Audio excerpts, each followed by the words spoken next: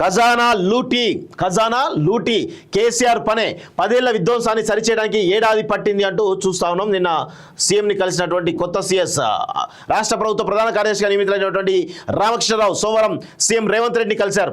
సీఎస్కు CM శుభాకాంక్షలు తెలిపారు. ఇరువురు పలు అంశాలపై మాట్లాడుకున్నారు. బుధవారం సాయంత్రం సీఎస్గా రామకృష్ణరావు బాధ్యతలు స్వీకరించినట్టు సమాచారం అంటూ చూస్తున్నాం. పథకాల ప్లానింగ్కు ఏడాదిన్నర సరిపోయింది. ఇక వాటి అమలుపై పూర్తిస్థాయిలో దృష్టి పెడతా.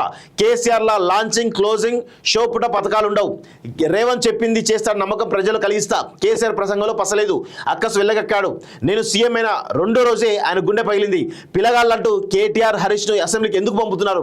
ప్రత్యామ్నాయం లేకే కొందరు అధికారుల కొనసాగింపు. పార్టీ నిర్ణయం తర్వాత కగారుపై ప్రభుత్వ ప్రకటన. మీడియాతో చిట్చాట్లో సీఎం రేవంత్ రెడ్డి శాంతి చర్చలపై మాజీ మంత్రి జానారెడ్డితో చర్చలు అంటూ చూస్తా ఉన్నాం. సో నన్ను నమ్ముకున్న వాళ్ళను ఎన్నడూ మర్చిపోను. అద్దెకి దయాకర్కు ఎమ్మెల్సీ ఇస్తానని చెప్పా. ఆయన ఓపిక్గా నన్నే నమ్ముకొని ఉన్నాడు.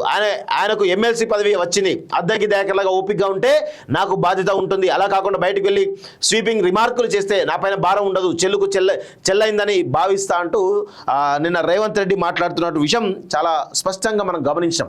సో ఇక్కడ కొన్ని విషయాలు ఏంటంటే కేసీఆర్ 10 ఏళ్ల విధ్వంసం చూసినాం అందరం కూడా.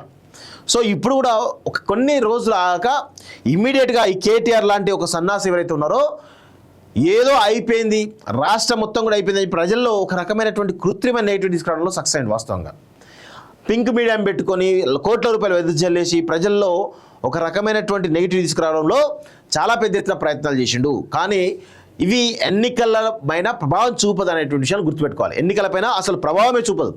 ఇంకొక విషయం, నిన్న కేసీఆర్ మొన్న చేసినటువంటి ప్రసంగం అస్సలు అది ఆయన మార్క్ స్పీచ్ అయితే కాదు. 100% ఆయన మార్క్ స్పీచ్ కాదు. ఫస్ట్ 20 నిమిషాలు చూసేది ఆ స్క్రిప్ట్ అంతా. ఎప్పుడు ఏనాడు కూడా కేసీఆర్ చూసి చదివిన దాఖలు లేవు. కానీ ఆ 20 నిమిషాలు చూసి చదివిండు. తర్వాత ఏదో 4 ముక్కలు ఆ పథకం ఈ పథకం అంటూ మాట్లాడి వెళ్ళిపోయింది తప్ప ఆయన మార్క్ స్పీచ్ కానే కాదు. సో కేసీఆర్ సభకు ప్రజలు తరలించడంలో, ఎందుకంటే కేసీఆర్ జనాల్లోకి రాక చాలా రోజులు అవుతుంది కాబట్టి చూడడానికైనా జనాలు తరలి వచ్చారు.